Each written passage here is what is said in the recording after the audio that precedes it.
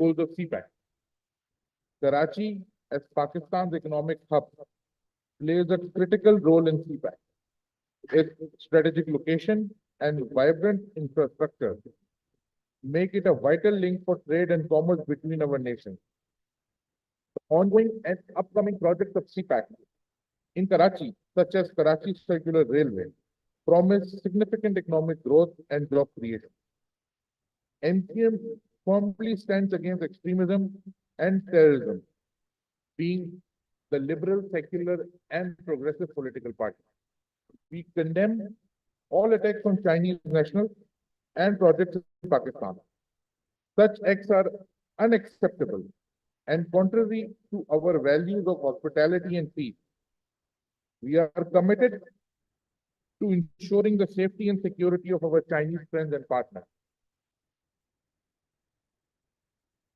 The friendship between Pakistan and China is a testament to mutual respect and shared goals. We admire this partnership and the mutual benefits it brings, from economic cooperation to cultural exchange. Expanding trade relations with China is paramount. We see immense potential in sectors such as manufacturing, agriculture, and services. Moreover, it's an era of technology and collaboration in AI and IT. We envision a future where our youth are trained in these cutting-edge fields, ready to lead our nation into a technological advanced era. We propose collaborative efforts with China to establish comprehensive training programs for our youth in AI and IT. Such initiatives will not only empower our young generation, but also strengthen our technological capabilities. Karachi, as the highest taxpayer city in Pakistan, plays a crucial role in our national economy. Supporting Karachi's development is essential for sustained economic growth and prosperity. Collaborative initiatives in education and science and technology should be taken. I emphasize the importance of our collaboration in various fields. We see great potential in urban farming and urban foresting technologies to improve food security and environmental sustainability in our city. Advanced food technology solutions are needed to enhance food production, safety, and distribution. In the field of mind sciences, including neurosciences and mental health, collaborative research can lead to significant breakthroughs. Enhancing STEM education in Pakistan with China's support will prepare our youth for future challenges and innovation. Additionally, cyber security is a crucial area where we can benefit from China's expertise. Joint initiatives to develop cybersecurity framework and training programs will protect our digital infrastructure and sensitive data. In addition, we see a great potential in solar energy to meet our energy needs. Collaboration in solar technology can provide cost-effective and environmental-friendly energy solutions to urban and rural areas. Furthermore, supporting the cottage industry is essential for local economic development by integrating advanced technologies and providing training. We can enhance the productivity and quality of cottage industry products, creating more job opportunities and boosting local economy. In conclusion, we look forward to a future of enhanced cooperation and shared prosperity. NQM Pakistan is committed to contributing the success of CPEC and other bilateral initiatives. Thank you for this opportunity, and I look forward for more such programs in which we can contribute through what we have learned, and we can contribute to the community, and we can return back to the people who we are representing in Parliament, National Assembly, or any Senate. Thank you so much. Thank you very much. Thank you, Zahar Saab, and thank you for your full support representing Karachi, which is the economic heart of Pakistan, and which is a vibrant city of science and technology and entrepreneurship. Thank you. And Karachi is playing a key role in the development of Pakistan-China relations, especially in the field of economy. Thank you so much. Now I ask our good friend, the eminent lawyer and jurist, Senator Ali Zafar, leader of the PTI Parliamentary Party, to make.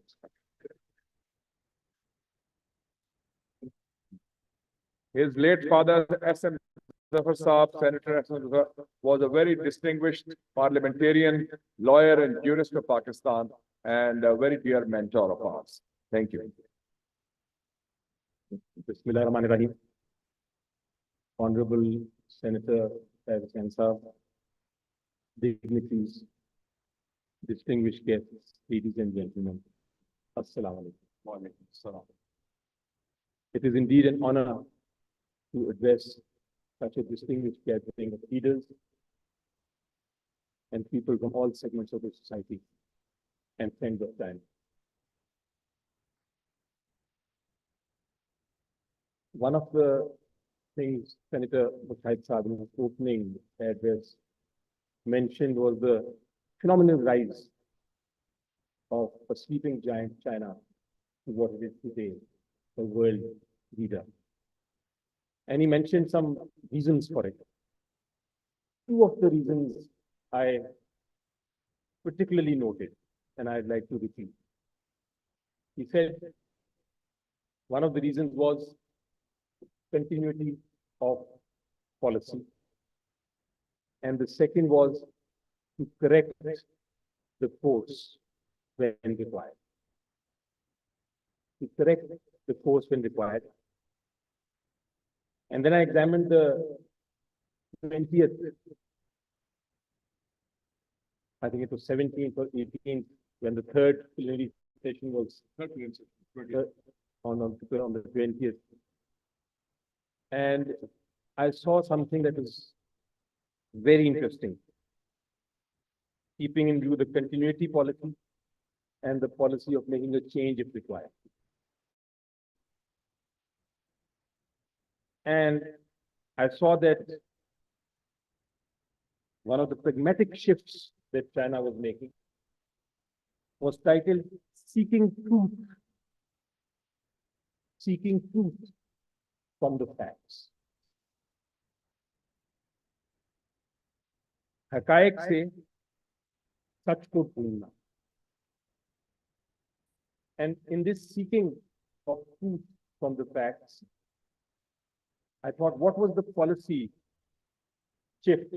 What was missing in this development that is so important for the future of Chinese growth and from something that we can learn from also?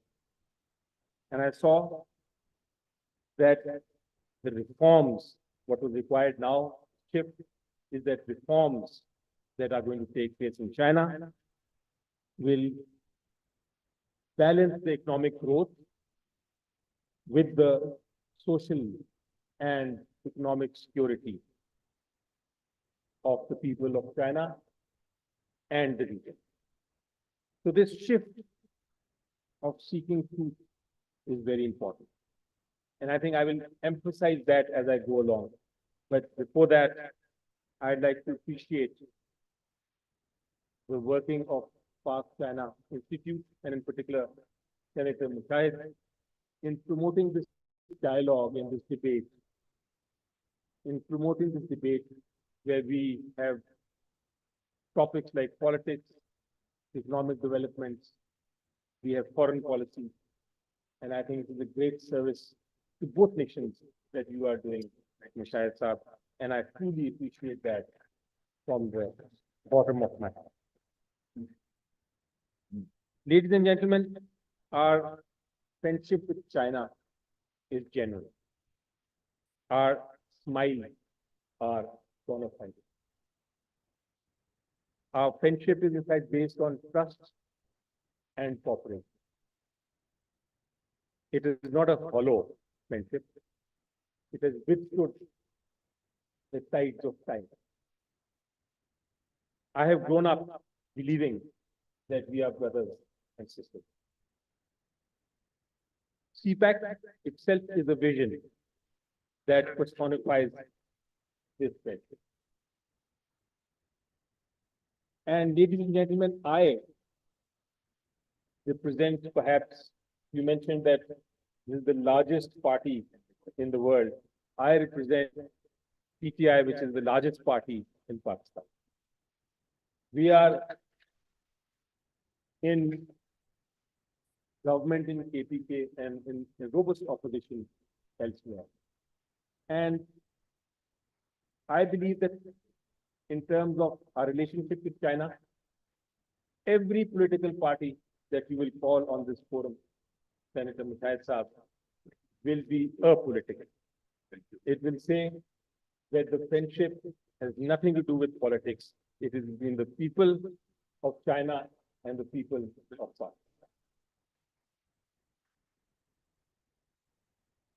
As I said, CPAC is a vision. It has personified our friendship. And I believe, as everybody, every speaker before me and after me will come, I believe they will also believe that for us, for Pakistan, one of our greatest assets is not gold or oil. It is our geography. And it is this asset that CPAC attempts to utilize for the benefit of not just Pakistan and China, but the entire region of this area. You must understand the importance of Pakistan's geography and how CPAC is interlinked so effectively with that policy. And that is the reason you will find that enemies of the country have always tried to somehow stop the progress of this important, I call it an institution. I don't call it a project. I call it an institution. Again, I would like to repeat to Your Excellency and to my Chinese friends here that CPAC is also something that is apolitical. Every political party in this country, whether in government, whether in opposition, supports CPAC and will continue to do so till we actually make it a real success.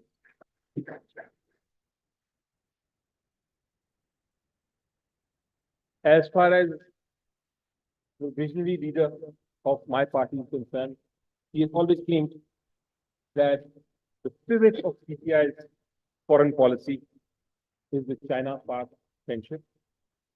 And he always says 4 things that we have to learn, which I will repeat from China. 4 things that we have to learn. Number 1, how to carry out reforms. And in how to carrying out reforms, I think this latest initiative, seeking the truth from facts, has to be kept in mind. The progress, the reform has to be interlinked with the people and their social and economic welfare, and regional and national security. Number 2, we have to learn how to encourage development with stability. Ladies and gentlemen, very important. One sentence, but how to encourage development with stability. Number 3 element, which is close to our heart. I was just attending the Human Rights Committee also. Close to my heart. How to end poverty. Senator Mujahid mentioned that not too long ago, it was 150, the per capita income was $150, and now it is 12,000 plus. We were ahead of the dollars. How to end poverty, we will learn, and we have to learn. And this institute is doing a great job there. Fourth. Another thing that is close to everybody's heart here. And here. How to fight the menace of corruption. The menace of corruption. We've been trying to fight NAB, anti-corruption authority. No. we need to see how they have done.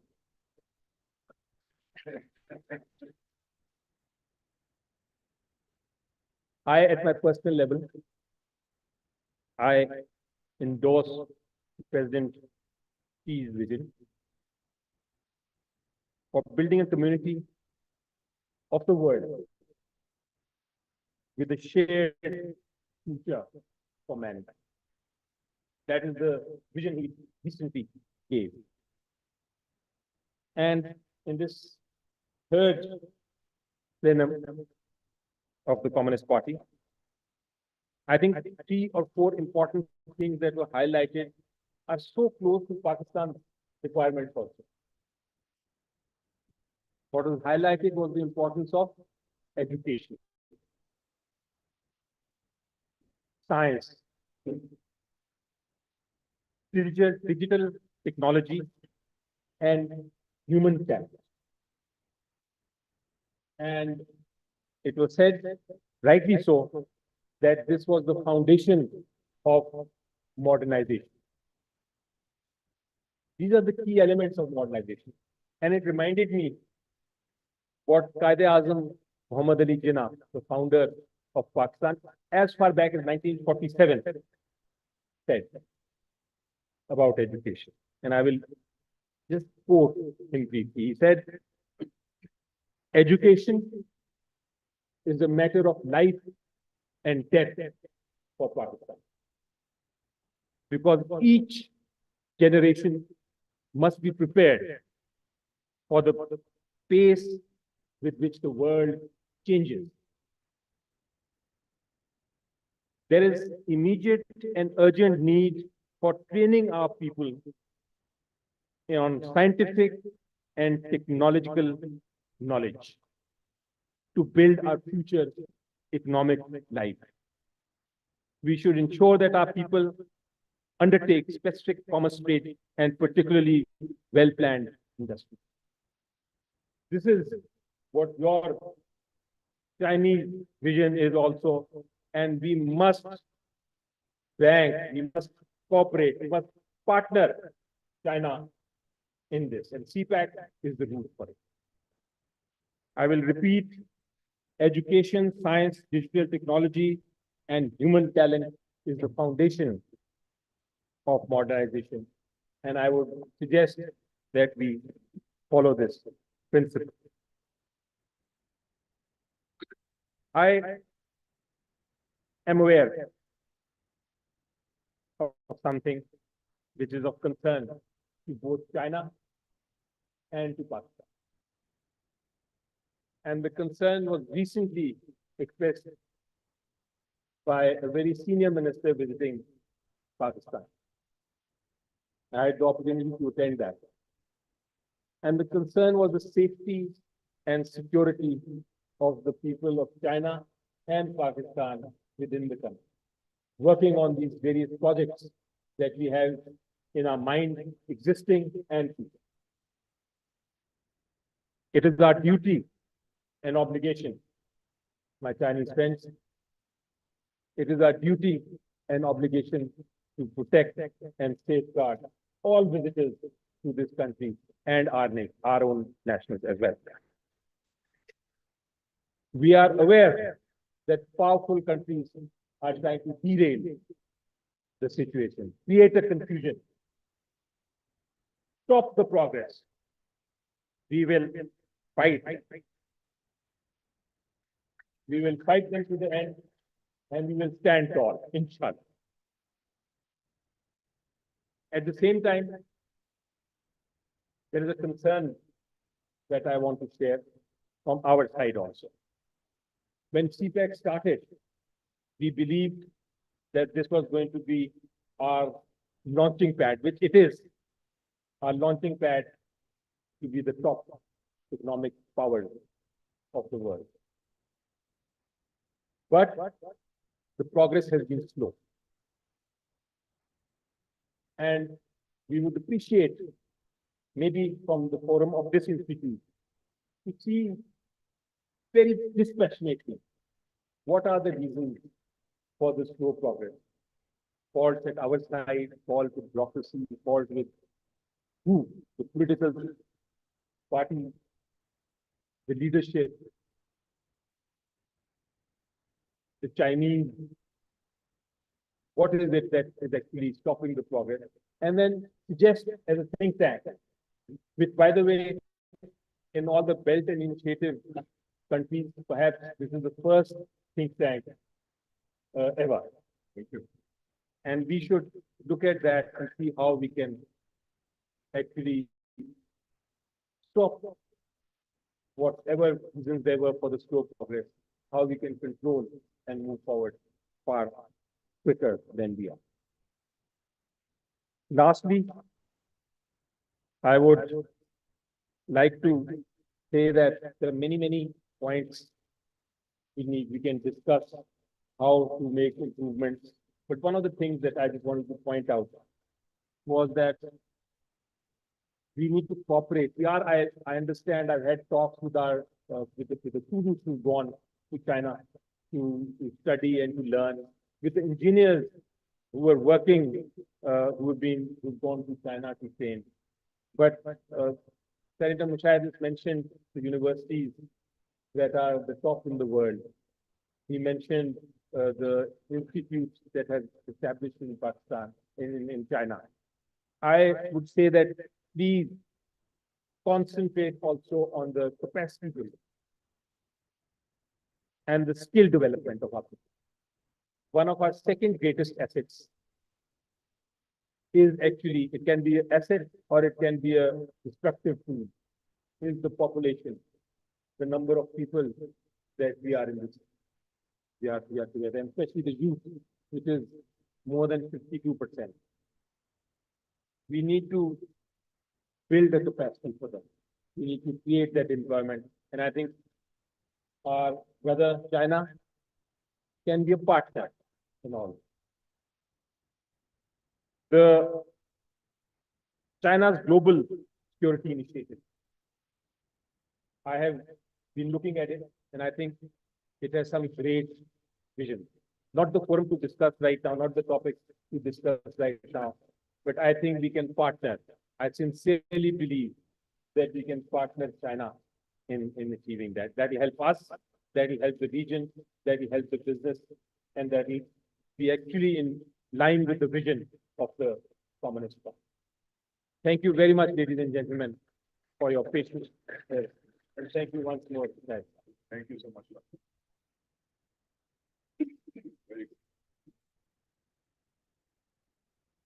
Excellent speech, and the basic bottom line that CPEC is a project for Pakistan, its people, above any person, above any institution, above any party, above any government.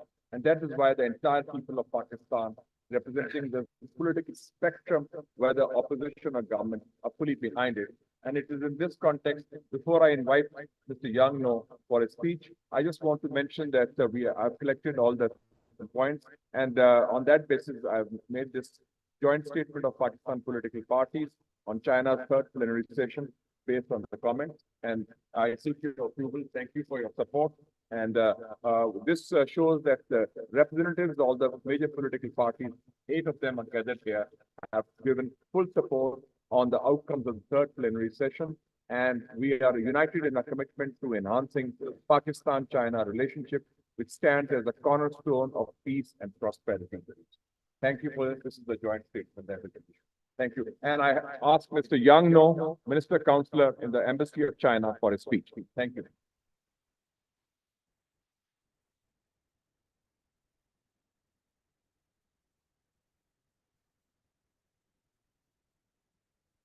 Honorable Senator Mushahid, Chairman of PCI, Honorable Minister Kaiser Sheikh, distinguished senators and senior leaders from all major political parties of Pakistan, old friends, ladies and gentlemen, Salam Alaikum. It's my great pleasure to attend the special event of the Friendship of the Silk Road. I think that Senator Mushahid invited me to participate not only because I'm a diplomat at the Chinese embassy, but also because I'm the member of the Chinese Communist Party, which is very relevant to today's topic. All the speakers before me had made excellent presentations and expressed their high views on the third plenary session of the CPC and the Pakistan-China relations. Their insights were profound and inspiring. If their speeches were a full meal, it's not my turn to serve Chinese tea. My speech will focus on three aspects. First, why this meeting is so important. Second, what important arrangements were made at this meeting. And third, what this meeting means for China and Pakistan relations. The first question, why is this meeting so important? Because it is the third plenary session. As you know, the CPC holds a party congress every 5 years, during which 7 plenary sessions of the Central Committee are held. The third plenary session often makes important decisions on the overall development of the party and the country. Since the reform and opening up, the Chinese Communist Party has held 2 epoch-making third plenary sessions. In 1978, the third plenary session of the 11th Central Committee opened a new era of reform, opening up, and socialist modernization. In 2013, the third plenary session of the 18th Central Committee opened a new era of comprehensive and in-depth reform and a new journey of advancing reform. The third plenary session of the 20th Central Committee, which just concluded last month, is a new milestone. The important message it sends is that China will not stop reforming or opening up. The importance of the meeting was also reflected in the attendance specification, with 199 Central Committee members and 165 alternate Central Committee members and some grassroots comrades and experts and scholars were also invited. It can be said that the top leadership of the party and the main head of provinces and departments all attended the meeting. This is the top-notch meeting. You may think that all the decisions were made on this meeting is right, and at some extent it's not right. The party has prepared the meeting for more than 8 months. In November 2023, the document drafting group for the meeting was set up, with General Secretary Xi Jinping himself serving as the head. The document drafting group arranged 55 relevant central departments and units to conduct research on 38 key topics, and 78 research reports were formed thereafter. At the same time, 16 research groups were formed to go to provinces and cities all over China. On May 20th, General Secretary Xi Jinping hosted a symposium to listen to the opinions and suggestions from the head of all democratic parties. By the end of May, more than 1,700 amendments have been put forward, and the document drafting group made 221 amendments. During the meeting, the delegates were divided into 10 groups and continued the discussion. It culminated in 20,000 word decision. So it can be said that this decision unites the wisdom of the whole party and the society, and is the biggest political consensus in China today. Now, the second question is what important decisions and deployments have been made at this meeting. The theme of the meeting is to further deepen reform and promote Chinese modernization. Why is this thing? General Secretary Xi Jinping said in one sentence, it is to release a strong signal to the domestic and international community that we will answeringly hold up the banner of reform and opening up. This meeting drawing a new blueprint for further deepening reform in a comprehensive manner and promoting Chinese modernization. The meeting took the reform to the economic system as its traction and comprehensively deployed reforms in all fields and aspects. I would like to introduce you the main contents of the meeting through 4 key words. The first word is comprehensively deepening reform. This meeting has made it even clearer to the world that China will answering carry out reform and opening up in the new era to the end.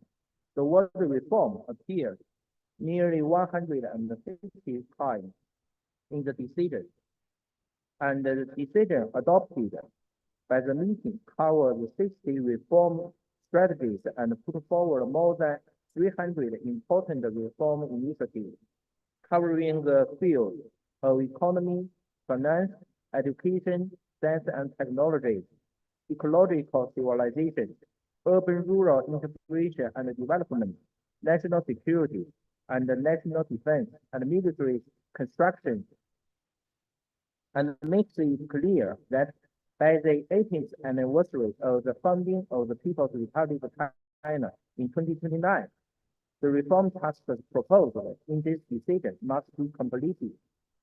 Regardless of the changes in the external environment, China will adhere to the basic state policy of reform and opening up. The second word is Chinese modernization. Achieving Chinese modernization is the central task of the CPC in the new era and the greatest political consensus of Chinese people. This meeting is closely focused on the theme on promoting Chinese modernization in planning and deploying reform with education, science and technology and human resources as the basic strategic support to further stimulate and enhance social vitality. General Secretary Xi Jinping clearly pointed out that plenary should see the major institutional problems, deep-rooted contradictions and issues that need to be resolved, conduct in-depth research, deepen understanding, identify the cracks of the problem, and scientifically plan the strategic focuses, priorities, main directions, working mechanisms, and ways of promoting reforms, and on this basis, form the overall deployment of further comprehensively deepening reform. The third word is opening up to the outside world at a high level. Opening is a distinctive mark of Chinese modernization. It is Chinese basic national policy to open up to the outside world.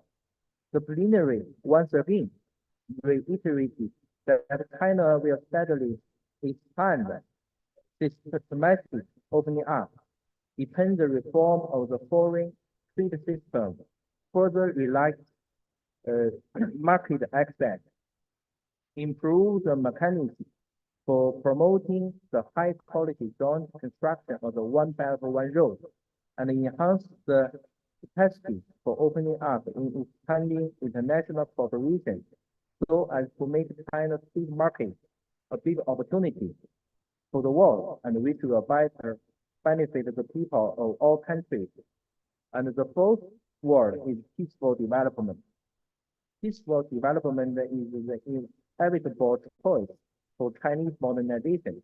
This time, they reaffirm that China firmly pursues an independent foreign policy of peace, promote the building of unity of shared future for mankind, put into practice the common values of all mankind, implement the Global Development Initiative, the Global Security Initiative, and the Global Civilization Initiative participates in leading the reform and the construction of the global governance system and resolutely safeguards national sovereignty, security, and development interests. Chinese modernization is modernization on the path of peaceful development and will make the new contributions to the cause of world peace and development. Now the third and the last question is, what does this mean for China-Pakistan relations? In China, we usually say the important thing must say 3 times. So my answer is opportunity, opportunity, and opportunity. The opportunities for development, for cooperation, and for peace. The third plenary session of the 20th Central Committee has injected new momentum into the development of China-Pakistan relations. The new opportunities brought about by the new development of Chinese modernization will surely benefit Pakistan, the good neighbor, ironclad brother, and all-weather strategic partner, first and foremost. As the construction of the China-Pakistan economic corridor into the second phase, bilateral cooperation will be further expanded to include agricultural modernization, industrial growth, mining and mineral resources exploration, science and information technology, education and cultural cooperation, taking a new phase of economic and social development in Pakistan. We will continue to push forward the upgrading of the ML1 and the second phase of the PPA project, so as to realize the year-round opening of the Hongqi border crossing at an early date, continue to expand the export of Pakistani agricultural products and other specialties to China, and drive industrial cooperation through mining cooperation, actively explore cooperation in the areas of clean energy, information, technology, finance, and even space cooperation, and push for more Pakistani young students to go to China to learn modern agricultural technology and receive professional training in information technology and artificial intelligence, so as to maintain the strong momentum of academic exchanges, agricultural interactions, and personnel exchanges between the two countries. China will continue to provide political, diplomatic, economic, and security support to Pakistan, and support it in combating all forms of terrorism, maintaining political stability and sustainable economic development, and jointly promoting regional peace and security. Ladies and gentlemen, we firmly believe that under the leadership of the high-level consensus between our two countries, the two sides will be able to continuously enrich the various practices of the China-Pakistan community with a shared future and make new and great contributions to the peaceful development of the region and the world. Finally, I wish the Friends of the Silk Road initiative complete success in this special event. Thank you so much.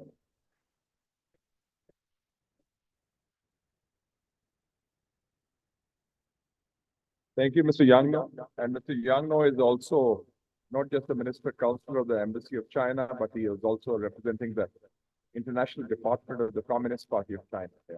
And he has very close rapport with all the political parties in Pakistan. Thank you. And now finally, the chief guest of today's function, His Excellency Kaisar Sheikh Saab. I've known Kaisar Sheikh Saab since the 20th century. We know each other for 2 centuries. He was a member of parliament in 1997, independently elected. And he is a self-made billionaire.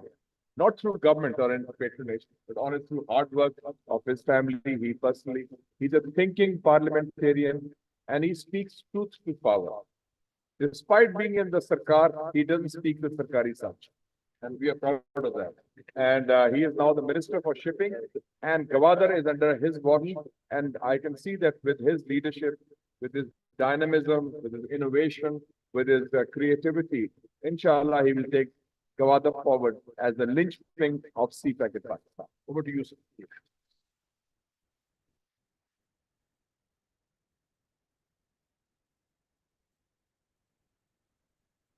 Bismillahirrahmanirrahim. Senator Shahid Plenary Saab, Mr. Young Joe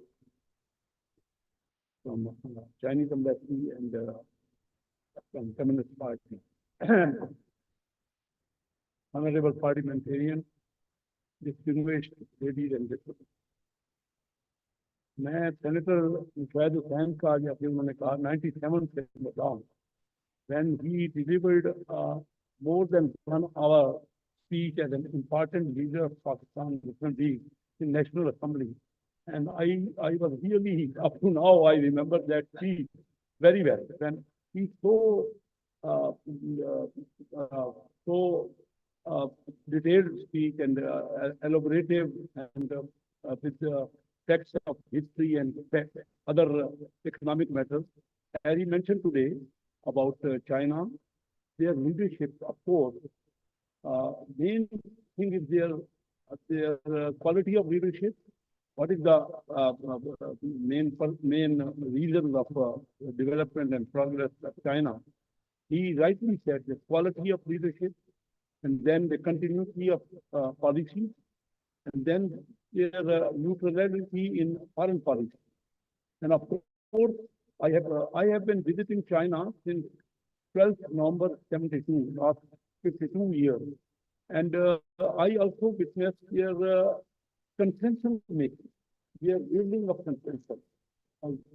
Collectively, they make decisions. Their Communist Party, of course, they make decisions with a huge number of members with them. China is a real example of development. At that time, Shahid Saab, when we used to visit as a businessman and entrepreneurs from Karachi and Lahore used to visit, really, I tell you, and this you will be surprised to know that at that time, we thought that we are giving some ideas to Chinese. At that time. And Chinese were, of course, very good at business, but they were initiating that, and we had interaction very long. I visited more than 50 times. I visited twice or thrice a year to China, and I learned a lot. You see, China is an example. Not anywhere. I have not learned in the history that such fast development that about 600 to 800 million people came out of poverty. This is their vision, their innovation. And you see that collective leadership have been even at that time advocating to us that, of course, foreign policy, your country should also follow the Chinese policy. You can have a difference of opinion, but there will be time that you can convince your enemies or whatever, because they, at that time, Hong Kong was not with them. And they eventually, Hong Kong themselves agreed to join China. And still, we believe that the Taiwan will eventually join China because of the good policy and because of the outcome and because of the satisfaction of the people there. You see that that is the most important thing, and we should learn from Chinese now.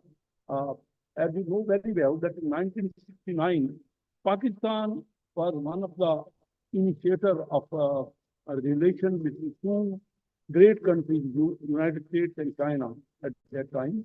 And they have always been advocating that the result in policy should be with mutual understanding and dialogue. So that we have to learn in our country. They are the largest populated country in the world, and we are the fifth largest populated country. But they are much larger than us, more than 7 times to Pakistan. So we have to learn that how to find solutions between us. And they have been advocating, even among us, that we should resolve the matter with dialogue. I had an opportunity to be Federal Minister of Maritime, and Gwadar Port, CPAC, is one of the very important part of that ministry. I visited myself to Gwadar, and I've seen that anywhere there is a development, if the people get employment and they feel that they have a stake in that development, the law and order will prevail. Law and order is essential that and I have seen that the same thing when I started an industry in Gadoon, that at that time, people told me there's no law and order there, and you are not safe to have a industry there in Gadoon. But when there had been industry and employment was there, the same law and order prevailed in that area. So I think this is a lesson in Balochistan that if we have a industry and there is a free zone in Gwadar, lot of scope of industry and relocation of industry from China to all over Pakistan and also to Gwadar. I have myself visited Gwadar for 3 days, and I have noticed that people are very sincere to Pakistan. You see, I met the leader of the Haklo party there. Yes, Molvi Inayatur Rahman. And you see, the Chinese offered to them through the government that those fishermen, because they want to have larger vessels.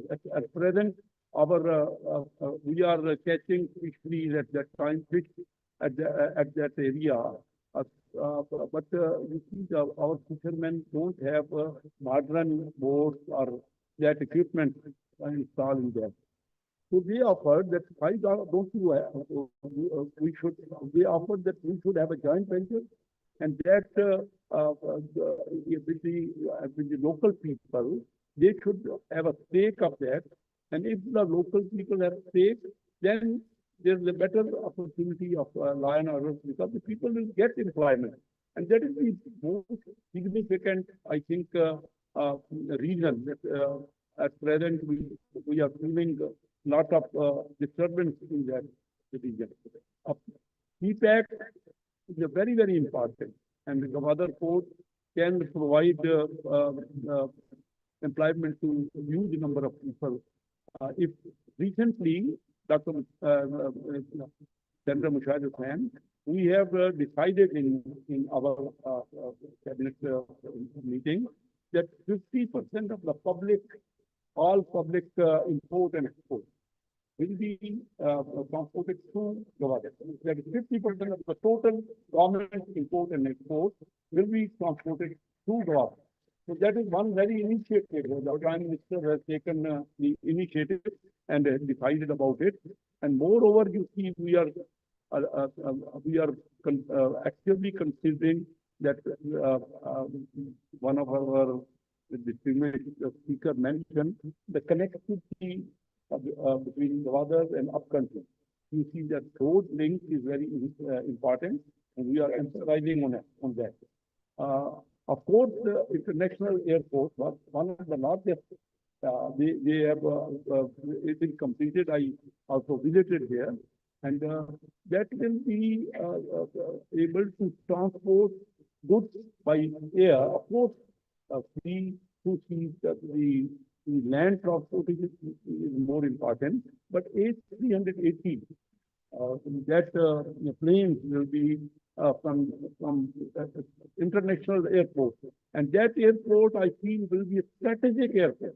Presently, we have witnessed that airport from Qatar and Dubai, they have become more and more international traffic, but I feel that Gwadar has a potential that airport has a potential, not only for the international flights, but also our domestic flights.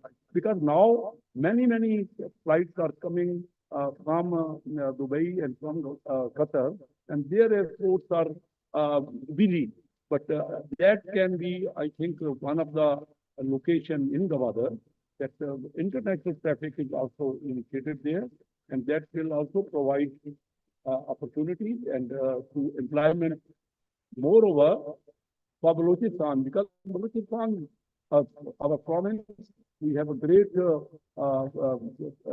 importance of that vacation.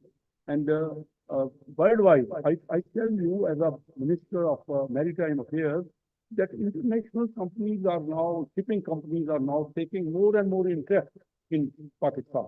In our Karachi port, you mentioned in your speech, Mr. Hussain Saab, that when the Chinese visited initially, they discussed about Karachi port, which has started in 1880. And we had at that time traffic of 2.5 million tons at that time. But still, our traffic is not enhanced because we could not have, recently, one of the very important developments in international trade is that our neighboring port has become so busy. The Dubai port and then other neighboring ports in Oman, they have become so busy, and traffic is potential of traffic is through Karachi and Gwadar. That is more those companies of Dubai and Abu Dhabi and companies from even from Europe, that is like Mark Klein, that is from Denmark. They are taking more and more interest.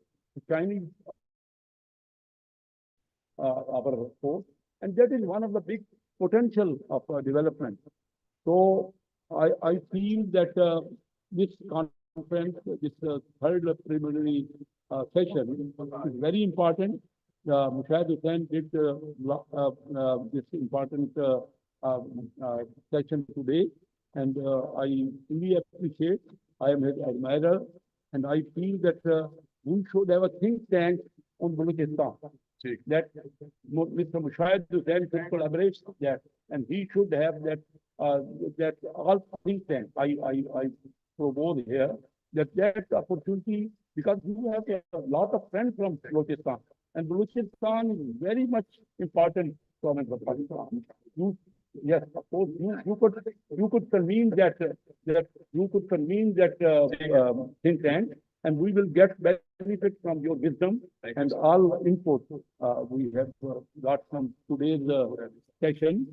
I thank you very much. I am very pleased that such session will be important and will be thought-provoking and will give a lot of benefit to our country and to China. Of course, the friendship between China and Pakistan, I think we definitely, everyone knows, every Pakistani knows that you see India at present, United States wants to use Indian diplomacy to constrain Chinese fast development. So I think in this scenario, Pakistan and China friendship is also becoming more and more crucial. And because we have a long relations, we know each other, we are iron friends, and I wish that this friendship develops and we get benefit mutual understanding and mutual benefit. We get more and more consultation between our two great countries. Thank you very much. Thank you. Thank you very much. Thank you so much. I think I would thank the minister for his remarks, and especially when he says Pakistan-China relations today are more crucial given the geopolitical context, and that he as minister will take the initiative forward for Gwadar, and your proposal for a think tank is a good one, because in Pakistan we have less think and more tanks, and I think we need that very badly. Ladies and gentlemen, we have had an excellent forum today. This conference has brought in 8 different political parties from all parts of Pakistan. and the 8 political parties have reaffirmed their support. We have had representation from the PMLN, PTP, PTI, National Party, Balochistan Awami Party, National Democratic Movement, NDM, MQM, and JUI also. So I would thank the parties and also their support for the unanimous joint statement which we have issued at the end of this conference in support of our relations with China and CPEC and the third plenum. And I thank also Mr. Yang for your presence. After all this food for thought, the food is also going to be served. So please, and I also thank the distinguished guests who are here. I see Dr. Shwak Saab, thank you, sir. And I also see Admiral Said Saab, thank you. And where's Ambassador Masood Khalid Saab? He was here, he was left. And also Dr. Nisar Chima Saab came specially all the way. And he rejected a victory. And I think that's one of the only ones. And Zamir Awan Saab, thank you so much. And Dr. Zarka Sorwardi Saiba, Senator Ruxana Zuberi Saiba, and Senator Sana Jamali Saiba, and Neelam Kumari Saiba, young MNA from Sindh, Tharparkar. Thank you very much. Please join us for lunch now. And Chinese guests, thank you for your support. We have good Sichuan food for you and Hunan food for you. Please come.